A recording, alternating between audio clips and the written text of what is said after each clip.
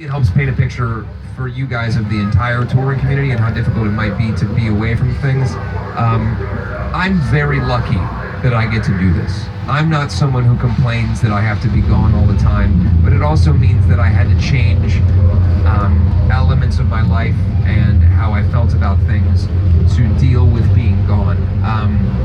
When in 2012, we got to do a tour where we opened up for Motley Crue in Europe in all these soccer stadiums, and it was this incredible experience.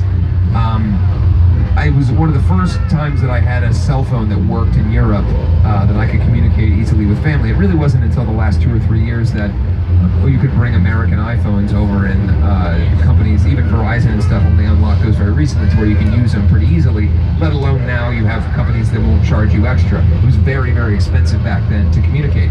And I had then a girlfriend who I just started dating the summer prior, Juliet, my wife, who I didn't get to see very often, but I wanted to have communication with. I had my family who I'm close with, so I had to have some way of communicating with them.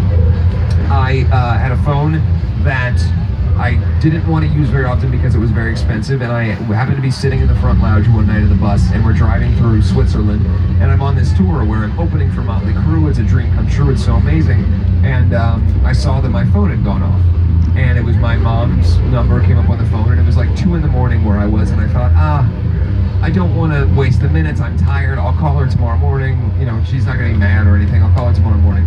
And I didn't think anything bad could be happening, and the truth of the matter is that I was very close with my grandfather. In the end is about his death, and that time when my mom was calling me, she was with my grandfather as he was dying, and that would have been my last opportunity to speak to him. And I missed it because I was in Switzerland and not thinking about it, and on tour and living this dream, and that was difficult to come to terms with.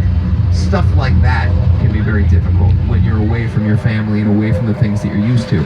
For the first 3-4 years that Juliet and I were together, I would only see her for weeks at a time. I would spend 9 months of the year on the road. That can be very difficult. So I think that the number one thing for anybody that's interested in going into touring is to understand that you're going to live a different kind of life. You're almost in a traveling circus. You know, you're in a different vibe, and that appeals to a lot of people. There's some people who don't have family and don't have a lot of connection at home, and they want to go off and live on the pirate ship. And I get that.